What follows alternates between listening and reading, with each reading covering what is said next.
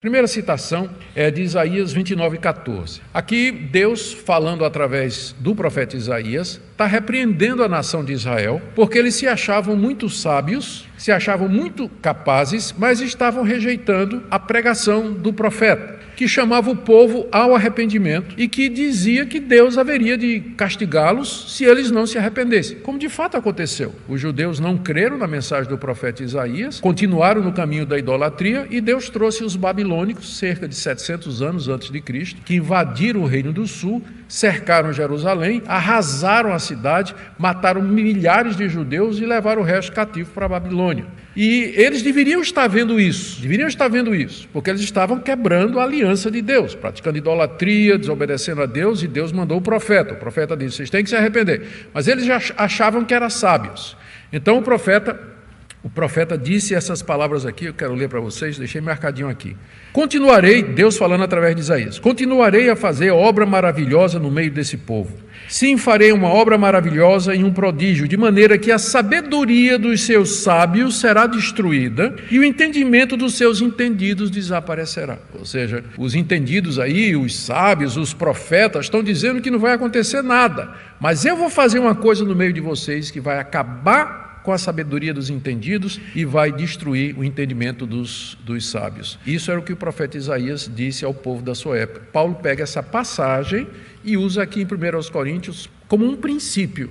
O princípio é esse, que Deus confunde a inteligência dos arrogantes. Deus confunde a maneira deles pensar. Eles podem pensar que eles têm todo o conhecimento, que eles conhecem todas as coisas, que têm um domínio da ciência, da arte, da tecnologia, mas Deus confunde o pensamento deles para que eles não vejam a simplicidade da realidade da vida e do caminho da cruz, de forma que um crente, por mais simples que ele seja, desse ponto de vista, ele é mais sábio do que um PhD em astrologia, porque Deus confunde a inteligência das pessoas arrogantes que acham que elas podem conduzir seu próprio caminho ou viver sem Deus. Esse é o primeiro ponto de Paulo aqui nessa citação de Isaías. A segunda citação está aí no verso 20. Onde está o sábio? Paulo aqui está se referindo mais uma vez a Isaías, só que dessa feita no capítulo 44, verso 25.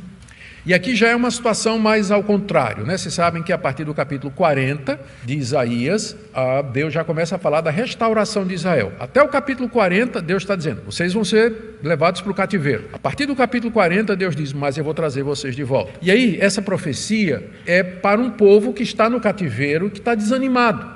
Não é que o pessoal dizendo: olha, não vamos voltar mais, Deus nos esqueceu. Aí Deus diz: olha, eu frustro os sinais dos que profetizam mentiras, gente profetizando, Deus nos abandonou, estamos perdidos. Eu frustro os sinais dos que profetizam mentira e faço com que os adivinhos fiquem parecendo tolos. Obrigo os sábios a recuar e transformo o saber deles em tolice.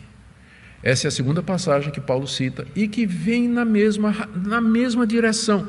Deus confundindo, Deus escapando, Deus se tornando misterioso, Deus se ocultando da sabedoria humana por causa da arrogância do homem. Deus se deixa achar pelo humilde de coração, mas o arrogante, ele nunca vai encontrar a Deus. Deus se esconde dele, Deus confunde ele. Deus manda o erro para ele. Quem diz isso não sou eu não, gente. Nem foi Calvino. Quem está dizendo isso é Paulo, lá em 2 Tessalonicenses, capítulo 2. Porque as pessoas rejeitam a verdade do Evangelho, Deus envia a operação do erro. Deus manda o engano, exatamente por conta da arrogância. Daí vem a pergunta de Paulo: onde está o sábio? Onde está o escriba? Onde está o questionador desse mundo? O que ele está perguntando aqui é o seguinte: o que é que essas pessoas nos disseram a respeito de Deus? O sábio aqui provavelmente é o filósofo, o grande filósofo que inquiria sobre as coisas, a origem do mundo, se existe um Deus, se esse Deus existe, como é que ele se relaciona conosco, como é que as coisas funcionam, por que é que existe alguma coisa em vez de nada. Esse era o sábio. Onde está o escriba? O escriba era o sábio dos judeus, era o perito na lei de Moisés, era o religioso que sabia de tudo. E o questionador ou inquiridor, o pesquisador, geralmente se referia aos sofistas que iam para a praça pública levantar questões retóricas a respeito da realidade. Já falamos bastante a respeito disso. O que Paulo está dizendo é: esse pessoal nos levou a quê? Que conhecimento de Deus eles nos trouxeram? Cada filósofo é uma cabeça. Estude filosofia grega, antiga, filosofia antiga, e você vai ver que cada filósofo é uma cabeça. E que geralmente um grande filósofo, ele gerava um discípulo que se levantava para contradizer as ideias do seu mestre. Era uma contradição completa, como hoje. Ciência, ciência, ciência. Está na manchete de ontem e hoje que a Organização Mundial da Saúde está dizendo: nós nunca mandamos fazer lockdown. Lockdown é uma droga, não funciona. Mas como não mandaram?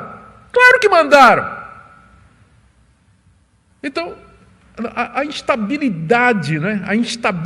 A falta de certeza, de convicção e de conhecimento, até hoje, da ciência, a própria ciência se contradiz. A própria ciência se contradiz. Onde está o escriba? Onde está o sábio? Onde está o questionador desse mundo? Aí vem, final do verso 20. Não é fato que Deus tornou louca a sabedoria desse mundo? Vamos entender uma coisa aqui. Quando Paulo diz que Deus tornou louca a sabedoria desse mundo, ele não quer dizer que nada do que os incrédulos produzem presta, porque não é esse o ponto aqui. Nós cremos, e Paulo, sem dúvida, né, na graça comum. Pela misericórdia de Deus, as pessoas, mesmo que não acreditem em Deus, elas podem fazer descobertas relevantes para o bem da humanidade. Na área da medicina, na área da tecnologia, na área da saúde, na área da matemática, na área da física, química, biologia, claro.